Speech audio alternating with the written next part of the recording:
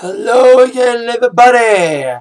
Zach Attack is here with the attack line for Wednesday, January 30th, 2013. Alright, before I start today's attack line, I want to say from the bottom of my heart, I want to thank everyone, no matter how you find my videos, for watching my videos, liking my videos, commenting good things on my videos, and also subscribing to my channel. I very much appreciate it. Thank you so much. And to all the haters out there, the ones who post very negative things about me, about how nerdy I get, doing my reviews, and various other things I can't even dare to say on here, all I gotta say is, in the nicest way possible, to all you haters out there, screw you. And I know that in YouTube land, there's people who love you and those who hate you for no reason whatsoever. People who like to cyberbully others, even one who has Asperger's syndrome, a slight case of autism. I have that. That's why I talk a little weird on here. Now, I don't care what the haters think about me. I'm going to keep doing what I love doing on YouTube, and that's making my attack lines and making my reviews of various things like UFC events, wrestling events, and various entertainment events, including the Super Bowl this upcoming Sunday. So, let's brush off all the hate around here, and let's get on with the attack line, starting with your Billboard #1s. Now we have a new #1 album, Gary Allan, country superstar, having his first ever Billboard #1 album in the pop charts with his new album. I forget the name of it, but I know it's been hitting strides with, of course, the hit Every Storm Runs Out of Rain. Well, there's been a storm in Michigan that's hopefully ran out of rain.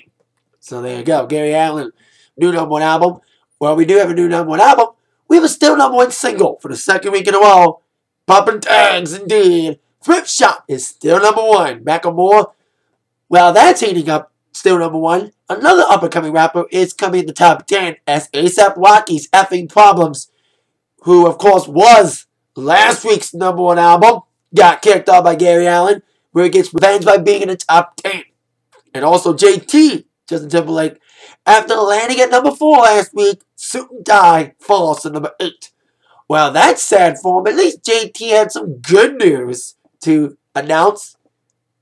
For the first time in 4 years, Justin Timberlake will appear and perform on the Grammys. Yes, it was announced today that JT will be on the Grammys performing, I'm assuming, yes, Suit and Tie with his new album, The 2020 Experience, coming out on March the 20th, or March 19th. Yeah, March 19th. Yeah, March 19th is coming out, and he's doing a lot of promotion for it, including the Grammys.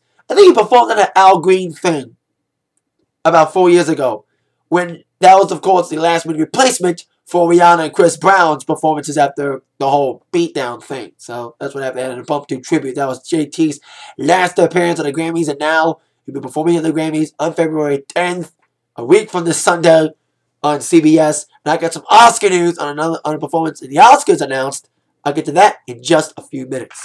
Now, talking about JT, let's talk about his mastermind producer, who, of course, not only produced his last album, Future Sex Love Sounds, but I'm assuming, yes, producing his new album as well, 2020 Experience, and, of course, the new single. Of course, I'm referring to Timbaland. And today, Jay-Z, longtime person who's collaborated with Timbaland as well as JT, announced today that Timbaland has signed on to his management and record label, Roc Nation.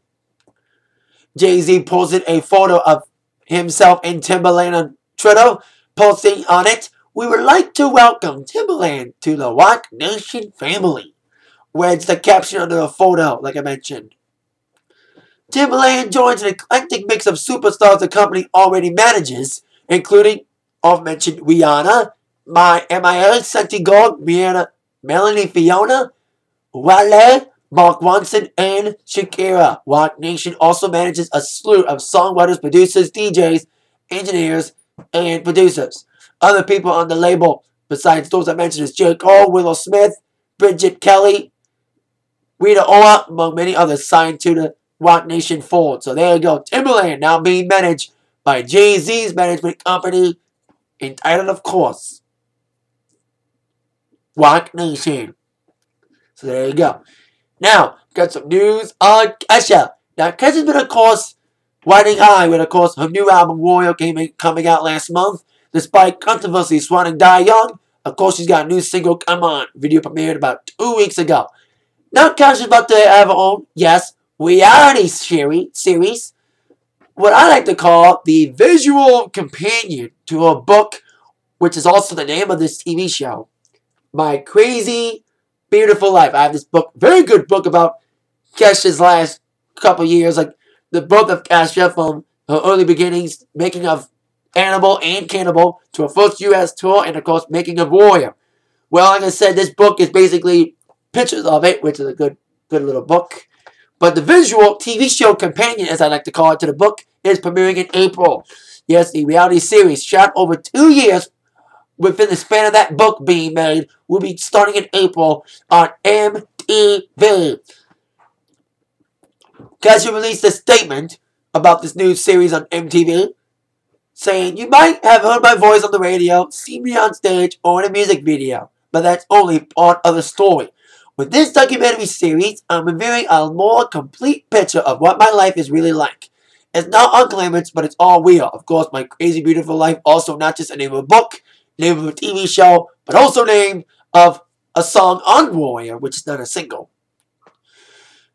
As I mentioned, MTV said in their own statement that the No Limits series would depict the music star as she navigates the drama, madness, and euphoria of a professional and personal life, or recording a new album, of course, referring to Warrior, and traveling the globe.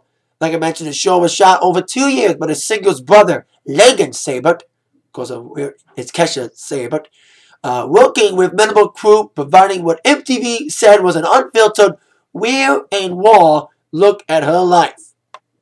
So there you go. Kesha, new dramatic reality documentary series, as she calls it. Kesha, My Crazy Beautiful Life, premieres in April. No specific date in April yet, but at least we know it is going to be in April. Now, on with news on Lil Wayne, Weezy F Baby. Now, he is, of course, the king of delaying albums. He had delayed many albums in the past. Now, his new album, I Am Not a Human Being 2, is delayed yet again. I think last month when he premiered the video for No Worries, he said that the album was supposed to come out. I think he said something on the lines of like February 18th, I think he said. February 18th or 19th. But now the album's delayed again till March 26th. 1 week after JT's album release, and the same day as my boys, the Depeche Mode's album release, Delta Machine. We'll see if Weezy F Baby sells a million again. But I Am Not a Human Being 1, which was released when he was in jail, didn't sell as well. But now he's out of jail. Promotion on high for I Am Not a Human Being 2 with huge singles like the aforementioned No Worries and also another previous single from it, My Homie Still. Expect the album, despite delays, to sell pretty well. The album cover was revealed today. A little bit of a red and black butterfly on a plain black background made by Donda, this artist who made the album cover also for 2 Chainz's most recent album. So there you go. Weezy F Baby delays his album yet again, set for release now on March the 26th. Now, with some movie news. I mentioned JT performing at the Grammys. I also mentioned the Oscars adding their own performer. Well, of course, as we all know, the best song people Oscars are set to be performing, including Adele is performing, but now a more high-profile Oscar winner of the past is performing on the Oscars for the first time in decades.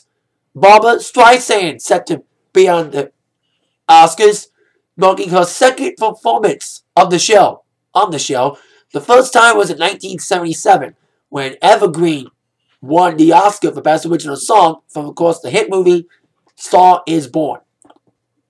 Craig Zadan and Neil Maron, the producers of the Oscars, released a statement about Barbara's performance, saying, "In an evening that celebrates the artistry of movies and music, how could the telecast be complete without Barbara Streisand?" As I mentioned, Adele is already performing, and Streisand's been nominated a couple of times before.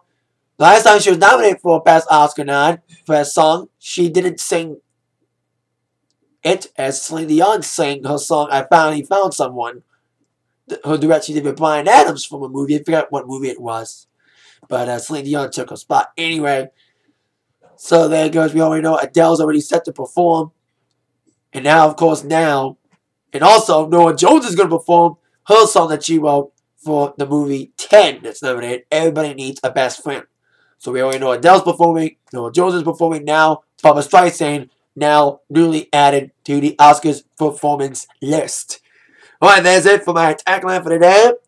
No Modern Family tonight. No new Modern Family tonight. I think it's best because last week it was a very dramatic episode. Felt like watching a bad episode of Glee. No comedy, more drama. Hopefully next week, especially after coming off this week, winning the Screen Actors Guild, hopefully next week's Modern will be fresh and awesome. Like I said, that's it for the Atakline. Once again, thank you all so much for watching this video. Positive or negative, but mostly the positive people. With that in mind, you've been attacked by the news from Zach. See you all later. Yeah.